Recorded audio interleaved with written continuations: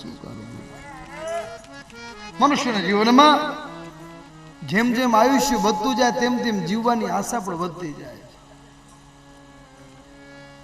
એમ થાય હજી થોડુંક જીવી લઉં, હજી થોડુંક જીવી લઉં.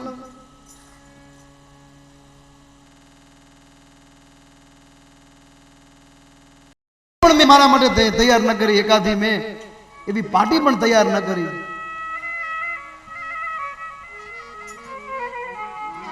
વખત વીતી જાએગો તો ફિર કરેગો કબ. માટે સમય મળ્યો છે, સાવધાન થઈ જઈએ. જાગ્યા ત્યારથી સવાર ભક્તિ કરી દેવી જોઈએ.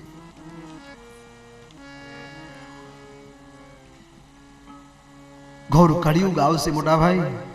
કળિયુગમાં ધૈર્યાદિક ગુણો મનુષ્ય ખોઈ બેસશે.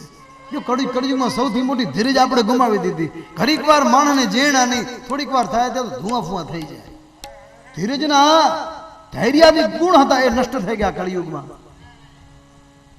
વિદુરના આપેલા બોધને કારણે મોક્ષનો માર્ગ સમજીને બહાર નીકળ્યા છે બંને જણા.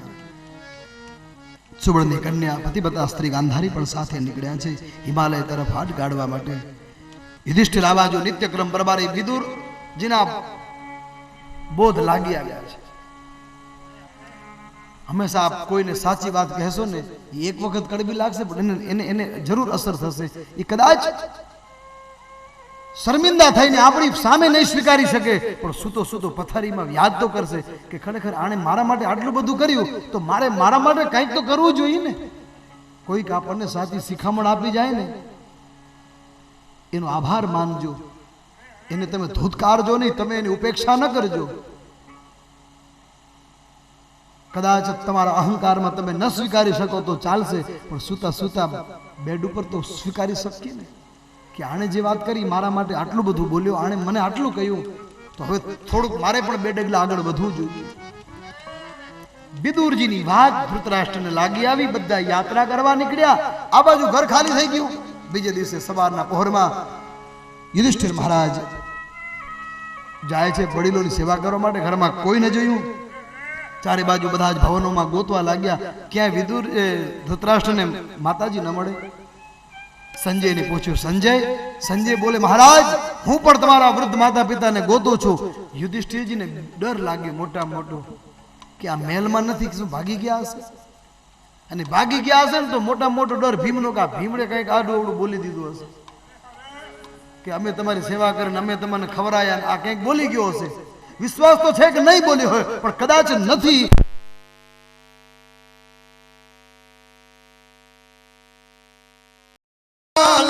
ભજ ગોવિંદ ગોવિંદ ગોપાલ, ભજ ગોવિંદ ગોવિંદ ગોપાલ, ભજ ગોવિંદ ગોવિંદ ગોપાલ. બોલ કૃષ્ણ કનૈયા.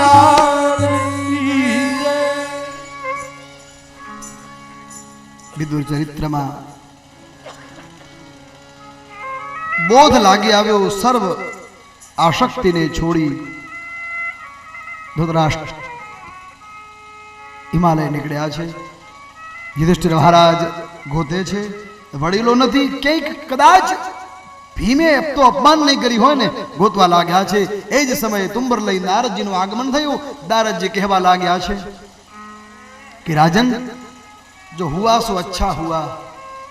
તમારા વડીલો એ યોગ્ય જગ્યાએ ગયા છે. સપ્ત સ્તોત્રમાં સ્નાન કરી, વિધિપૂર્વક અગ્નિમાં હોમ કરી, માત્ર જળનો આહાર કરી, શાંત ચિત્ત ધરી, પુત્રેષણા યથેષણા વિતેષણા આ બધી એષણાઓને ત્યાગ કરી શાંત ચિત્ત થઈ, આસનને જીતીને, શ્વાસને જીતીને, મનને વશ કરીને, જો ગુણાદિકનું શમન દમન કરીને, સર્વભોગ્ય વસ્તુઓનો ત્યાગ કરી, સર્વ વિષયોમાંથી સંન્યાસ લઈ અને પછી 7મે દિવસે સપ્તધારા સ્ત્રોત ઉપર એક પર્ણ કુટિયા સહિત એ બળીને ભસ્મ થશે. આ જોઈને સુબળની પુત્રી એ પણ પોતાના શરીરને હોમી દેશે. વિદુર મહારાજ આ દ્રશ્યને જોઈને તીર્થયાત્રાએ નીકળી જશે. આ વૃદ્ધાંત સાંભળી શોક રહિત થાઓ. યુધિષ્ઠિરનું મન શાંત બન્યું છે. વિચાર કરવા લાગ્યા છે કે હવે આ બધું ચારે બાજુથી આવું થવા લાગ્યું. આ બાજુ વડીલોનો ગમન, હિમાલય હાટ ગાળવા નીકળી પડ્યા છે. સપ્ત સરોવર સ્નાન કરી ધૃતરાષ્ટ્ર મહારાજે પોતાના પરિવાર સાથે જીવનને સમાપ્ત કર્યું છે. આ બાજુ શોકમાંથી સ્વસ્થ થઈ ઘણા દિવસથી અર્જુન નથી આવ્યો. ભગવાનને દ્વારિકા છોડવા ગયેલો એ અર્જુન હજી કેમ ના આવ્યો? ચિંતામાં યુધિષ્ઠિર શોક કરવા લાગ્યા છે. મન અશાંત બન્યું છે. એ સમયે કંઈક અઘટિત દેખાય છે. ભીમસેન આવે છે. ભીમસેનને પૂછ્યું, ભાઈ આપણા બંધુઓની ખબર કાઢવા ઘણા સમયથી ગયેલો અર્જુન હજી કેમ ના આવ્યો? આજ 7 મહિના થવા આવ્યા, કેમ નહીં આવ્યો હોય? એ જ સમયે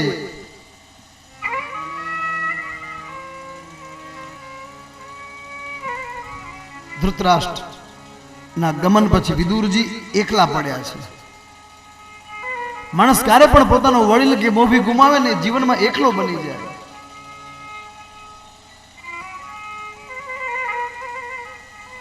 નારદજીની ભવિષ્યવાણી યાદ આવી. યુધિષ્ઠિર મહારાજને ડાબુ અંગ ફરકવા લાગ્યું છે. અપશુકનો દેખાવા લાગ્યા છે. શાંત વાતાવરણને બદલે જ્યાં જો ત્યાં અશાંતિ ફેલાયેલી છે. સર્વ દિશાઓમાં અંધકાર દેખાવા લાગ્યો છે. ગાયોમાં તેજ નથી, વાછરડાઓ ધાવતા નથી. ગાયોને જોઈ રુદન કરે છે અને ગાયને વાછરડા સૂરી સામે જોઈ રુદન કરે છે. સૂરીમાં તેજ રહ્યું નથી. બાગ બગીચામાં ક્યાંય તેજ રહ્યું નથી. માતાઓના સ્તરમાંથી દૂધ ઝરતું નથી. દેવતાઓની પ્રતિમા પણ જાણે રુદન કરતી હોય એવું લાગે છે. દેશ ગામ નદી તળાવ બાગ બગીચા બધા જ તેજહીન બન્યા છે. આશ્રમો શોભાહીન બન્યા છે. કે આનંદનું નામ જોવા નથી આવતું. અરે ભીમ, આ લક્ષણો મને શું દુઃખ આપશે જરા જોતો ખરો. ગાયો ડાબા પડખેથી નીકળવા લાગી છે. ભાંભરથી નીકળે છે. આ મને શું કષ્ટ આપશે? થોડની ડમરીઓ ઉડતી ચારે બાજુ. આજ કઈક સારો દિવસ નથી ઉગ્યો, ઝાંખો દિવસ છે. એ ભીમ, એ ભાઈ, આજ મારું મન અશાંત છે. મને ક્યાંય ગમતું નથી. મને બેચેની છે. ધૂળની ડમરી ઉડવા લાગે છે. અને એ જ સમયે વાતો કરતા કરતા સામેથી એક રથ આવ્યો છે. ધૂળની ડમરીઓ વચ્ચે જોયું. ભીમે કહ્યું કે કોઈ આપણા ઉપર ચડાઈ તો નથી કરીને? એ જ સમયે વાતોના વંટોળિયા વચ્ચે અર્જુનનો રથ આવી ઉભો રહ્યો છે. અને અર્જુનના રથમાંથી અર્જુનને જ્યારે ભીમ અને યુધિષ્ઠિરે જોયો, અર્જુન મહારાજ નિસ્તેજ બનેલા છે. નિસ્તેજ બનેલા અર્જુન સામે જોતા વિચાર કરવા લાગ્યો છે. યુધિષ્ઠિર રાજા દોડ્યા છે. અર્જુનને કહેવા લાગ્યા, અર્જુન તું કેમ આમ રડે છે? તને શું થયું? તને શેનો શોક છે? તું આમ નિસ્તેજ કેમ બન્યો છો? અરે અર્જુન, તું ખાલી એકલો હાલ્યો જાતો હોય ને તો ધરતી ધ્રુજતી જાય. એની જગ્યાએ આજ તારા મોઢા ઉપરનું તેજ ક્યાં ગયું? તું નિસ્તેજ કેમ બન્યો છે? આપણા દ્વારિકાપુરીમાં સૌ સગા સંબંધીઓ કુશલ મંગળ તો છે ને. કુંતી ભોજ ને આપણા સર્વ વડીલો, કંસના પિતા ઉગ્રસેન, આપણા બધા જ કહેવાતા સગા સંબંધીઓ બધા મંગલ તો છે ને. અક્રૂર, જયંત, સારણ આદિ બધા યાદવો આપણા કુશલ મજામાં છે. અર્જુન એક પણ જવાબ નથી આપતો. અરે ભગવાનની સેવામાં ખડે પગે ઊભી રહેનારી સત્યભામા ને બધી રાણીઓ, એ તો બધી કુશલ મંગલ છે ને. અર્જુને જવાબ ના આપ્યો. યુધિષ્ઠિર પૂછે, અર્જુન તું કેમ બોલતો નથી? અર્જુન, તારા ન બોલવાનું કારણ શું? કે તે કોઈ ધર્મની મર્યાદાનું ખંડન તો નથી કર્યું ને. પેલાનો સમય માણસ ભૂલથી ધર્મની મર્યાદા ચૂકાઈ જાય ને એને એમ થાય કે જિંદગી નકામી જ હવે જેવી. મેં ધર્મની મર્યાદા ઓળંગી. એટલે પૂછ્યું કે તે કોઈ ધર્મનું એવું ખંડન તો નથી કર્યું. અરે કદાચ અર્જુન, તારા ન બોલવાનું કારણ શું હોઈ શકે? તે કોઈ વડીલોનું અપમાન કરીને તને જાકારો તો નથી આપ્યો ને. અર્જુન, તું કેમ બોલતો નથી? શું આપણા કુળને કલંક લાગે એવું તો કોઈ દુષ્કર્મ નથી કર્યું ને? આજ જેટલા જેટલા પ્રશ્નાર્થ કર્યા છે એક પણ પ્રત્યુત્તરમાં અર્જુન હા નથી કહેતો. તે કોઈ અગમ્ય સ્ત્રી સાથે ગમન તો નથી કર્યું ને અર્જુન. અજાણતા આપણા કુળને લાંછન લાગે એવું તો કઈ નથી કર્યું. અંત સમયે યુધિષ્ઠિર કહે છે કે અર્જુન, તને આટલું બધું પૂછતા પૂછતા તું જો ન બોલતો હોય તો એવું તો વળી શું બન્યું કે તારી જીભાન તારી વાણી મૌન બની ગઈ? હવે તું નહીં બોલે ને તો તને મારી સુગંધ છે. અને જ્યાં યુધિષ્ઠિર મહારાજે પોતાની સોગંધ આપી ત્યારે અર્જુન નિસ્તેજ બની કહેવા લાગ્યો, મોટા ભાઈ હું તમને શું કહું? સમય સમય બલવાન હૈ નહીં પુરુષ બલવાન, કાબે અર્જુન લોટ્યો, મોય ધનુષ મોહી બાણ. હે મોટા ભાઈ, હું રસ્તામાંથી ભગવાનને ત્યાંથી વિદાય કરી આવતો હતો. રસ્તામાં સ્ત્રીઓ સાથે આવતો હતો, જોઈ મને કાબાઓએ લૂંટ્યો. આ એ જ ધનુષ, આ એ જ બાણ, આ એ જ ગાંડિયું, અને હું આ એ જ અર્જુન યુદ્ધ મેદાનમાં મારા નામની હાક વાગતી હોય. પણ આજ હું એક કઈ શબ્દ ન બોલી શક્યો, ન કરી શક્યો. યુધિષ્ઠિર પૂછે આનું કારણ શું?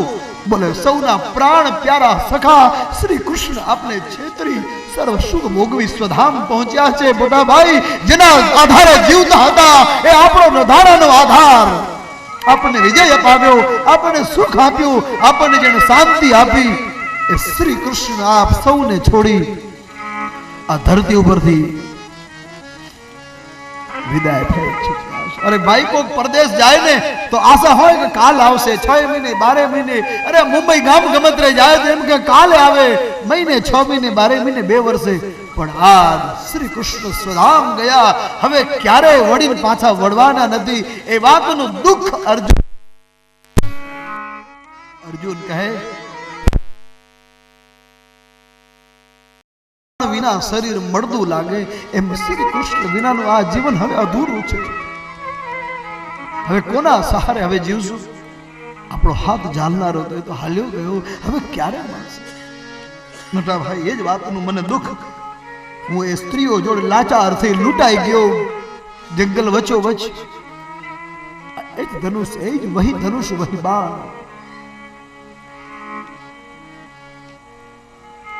માણસ પાસે ગુડવિલનો એક સમય આવે છે. હંમેશા આ કથાઓ બધી યાદ રાખીએ કે તમને મળેલા સમયમાં સત્સંગ માટે અને સંપત્તિ માટેનો સદુપયોગ કરી લેવો જોઈએ. કામે અર્જુન લૂંટ્યો એ વહી ધનુષ વહી બાણ. એ જ ધનુષ ને બાણ હતું કે અર્જુન ભલભલાને હાજા ગગડાવી દીધો. પણ આજ અર્જુન સ્વયં લૂંટાઈ ગયો. કેમ? એના ઉપર ધર્મની ઓથ હતી, એના ઉપર ધર્મનો હાથ હતો, ભગવાન શ્રી કૃષ્ણનો એના ઉપર પૂરેપૂરો સાથ હતો. આજ શ્રી કૃષ્ણ વિનાનું જીવન અધૂરું લાગે છે.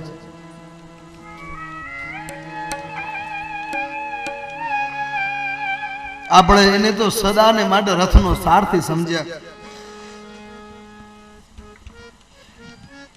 મને કોઈ પણ સેનાનો ભય ન રહે તો એ જ્યારે મારી સાથે હોય ત્યારે.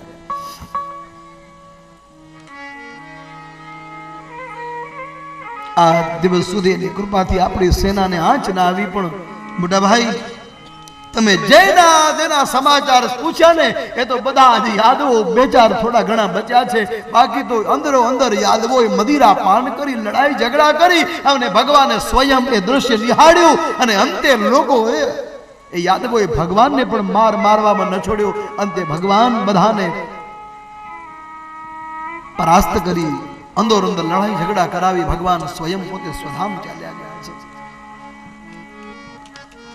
વિયોગથી મારું હૃદય શૂન્ય બન્યું છે. ભગવાનની સ્ત્રીઓથી રક્ષા કરતો હું માર્ગમાં લૂંટાણો. એ બ્રાહ્મણોના શ્રાપથી અંદરો અંદર યાદવો લડી મળ્યા. અંતે ભગવાન પણ એ માર્ગમાં પહોંચ્યા છે. પૃથ્વીનો ભાર ભગવાને હળવો કર્યો છે. રાજાએ પણ આ સમાચાર સાંભળી, કુંતીએ પણ આ સમાચાર સાંભળ્યા. રાજાને વૈરાગ્ય થયો છે. હવે યુધિષ્ઠિર રાજાને થયું કે જો ભગવાન સ્વધામ ગયા છે તો હવે કળિયુગ આવી ગયો. કળિયુગમાં આપણે રહેવાય નહીં. આ બાજુ ધૃતરાષ્ટ્ર અને ગાંધારી હાલ્યા ગયા. આ બાજુ ભગવાન સુધામ ગયા. યુધિષ્ઠિરે નક્કી કર્યું, હાલો આપણે પણ હિમાલય હાડ ગાળવા નીકળી જઈએ. આ કળિયુગમાં આપણાથી રહીને કોઈ ફાયદો નથી. એ જ સમયે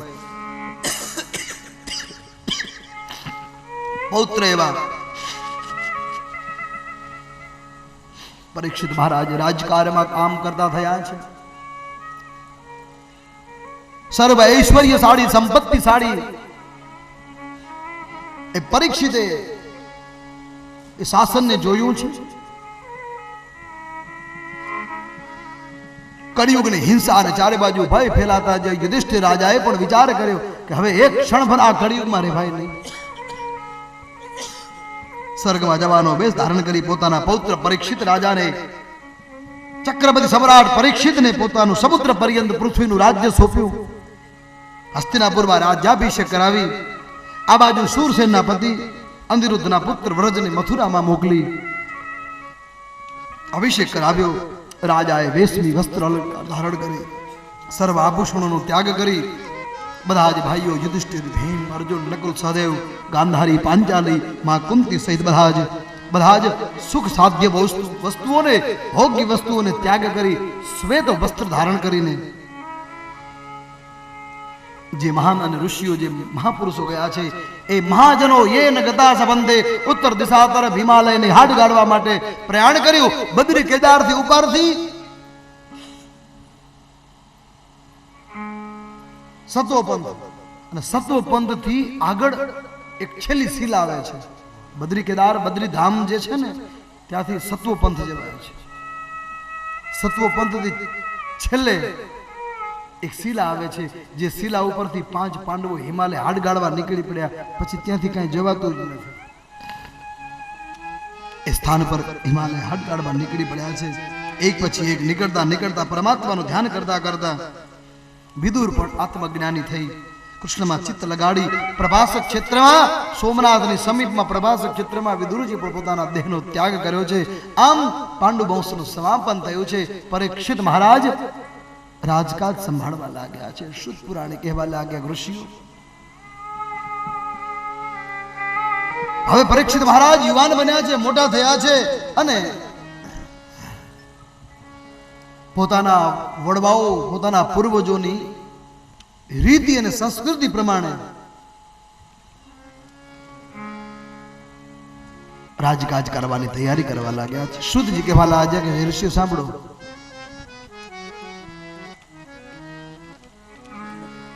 તત પરીક્ષિત દ્વિજવર્ય શિક્ષયા પરીક્ષિત દ્વિજવર્ય શિક્ષયા મહિમ મહાભાગવત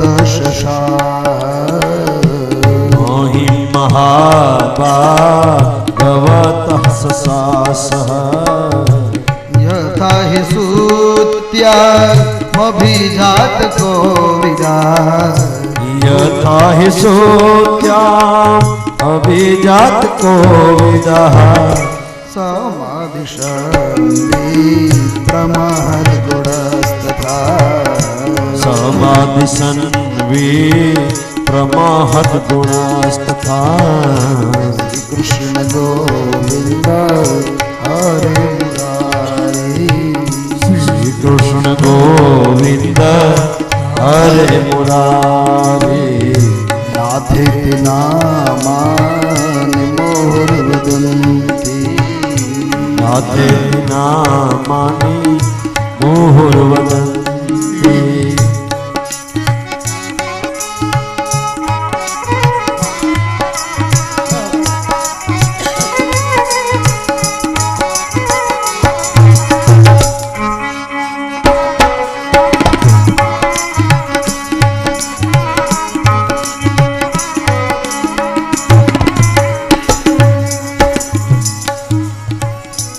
પરીક્ષિત દ્વિજવર્ય શિક્ષામ. આ બાજુ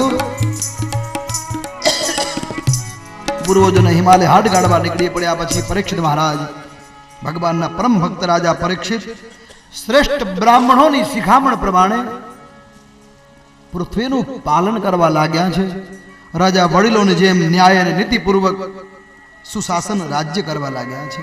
થોડા સમય પછી ઉત્તરા નીરાવતી નામની કન્યાનું પાણી ગ્રહણ કર્યું. એના દ્વારા જન્મેજય આદિ 4 પુત્ર થયા છે. રાજાએ કૃપાચાર્યને ગુરુ બનાવી ઉત્તમ દક્ષિણાવાળા 3 અશ્વમેઘ યજ્ઞ કર્યા છે. યજ્ઞ દ્વારા ધનની શુદ્ધિ થાય છે. એ પરીક્ષિત રાજાએ એવા યજ્ઞ કર્યા છે કે જે યજ્ઞમાં સાક્ષાત દેવતાઓ આહુતિ લેવા આવે. ઇદમગ્નયે સ્વાહા, તો અગ્નિ પ્રગટ કુંડમાંથી. ઇદમ ઇન્દ્રાય સ્વાહા, તો ઇન્દ્ર મહારાજ આવે. પ્રત્યક્ષ દેવતાઓ જેને યજ્ઞની આહુતિ સ્વીકાર આવતા હોય એ પરીક્ષિતનું જીવન કેટલું પવિત્ર હશે જરા વિચાર તો કરી લઈએ.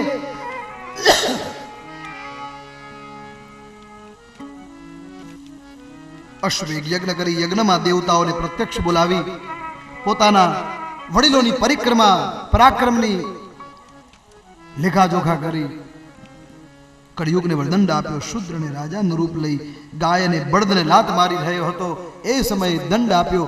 શુક પુરાણી શૌનકાદિક ઋષિઓને કહે છે કે હે ઋષિઓ,